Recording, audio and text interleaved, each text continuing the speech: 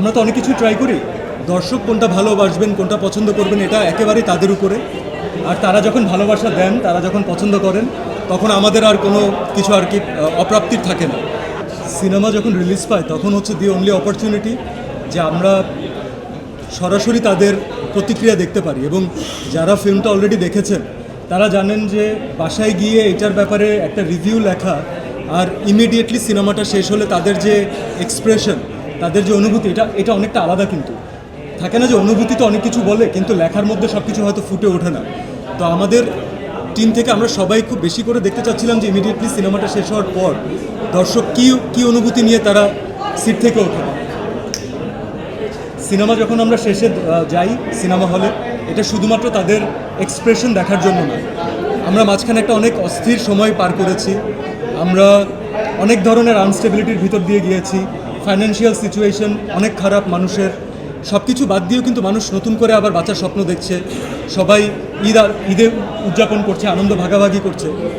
এত কিছুর পরে যদি একটা মানুষ তার ফ্যামিলি নিয়ে সিনেমা দেখতে আসে এবং যদি আমাদের এই সিনেমার জন্য এই সময়টা সে ইনভেস্ট করে, এটা আমার মনে হয় যে আমাদের টিমের পক্ষ থেকে তাদের এই ধন্যবাদটা প্রাপ্য আর কি। তাদেরকে ধন্যবাদটা আমাদের দেওয়া উচিত, তাদের অনলাইনে না দিয়ে তাদের সামনাসামনি দেওয়া উচিত। এটা আমাদের ভালোবাসাটা তাদেরকে আমরা দেখাতে পারি, তাদের এক্সপ্রেশনটাও দেখতে পারি। So this is a beautiful opportunity and we are enjoying it and we are appreciating it. Thank you so much for coming. আমরা এটা ভেবেই সিনেমাটা বানাচ্ছিলাম যে আসলে দর্শক অথবা যারা ফ্যামিলি অডিয়েন্স তারা কতটুকু পছন্দ করবেন। আমাদের জন্য এটাই সবচেয়ে বড় স্বস্তির, যখন কোনো একজন মা, কোনো একজন খালা, কোনো একজন শিশু, কোনো পিতা, কেউ না কেউ যদি এসে বলে যে এই মোমেন্টটা তাকে এভাবে টাচ করেছে এবং সে তার বাচ্চাটাকে আঁকড়ে ধরেছে, সে তার বাচ্চাটাকে দেখতে চাচ্ছে যদি তার সাথে না থাকে। So this is the beauty of A film I think. তো এর জন্য জঙ্গলি যত ভালো যাবে, দর্শক যত পছন্দ করবে, যত রিলেট করবেন, ফ্যামিলি অডিয়েন্স আমার মনে হয় যে ইনশাআল্লাহ তত পারবে। আমার মনে হয় একজন সিনিয়র আর্টিস্ট, আমার দুই পাশে দুজন সিনিয়র আর্টিস্ট বসা, এই উত্তরটা কেমিস্ট্রির ব্যাপারটা তারা বেটার বলতে পারবেন। আমার এই ব্যাপারে একটু কম আছে নলেজ, বাট আমরা ট্রাই করি।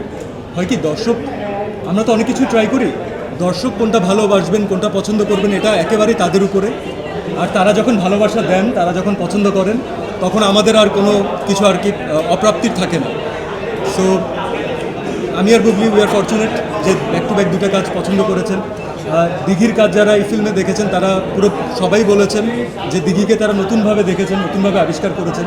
তো অ্যাজ এ টিম আমি বলবো এই প্রত্যেকটা কমপ্লিমেন্ট আমাদের জন্য is a huge thing. It's a part of our success, so it's a part of our journey.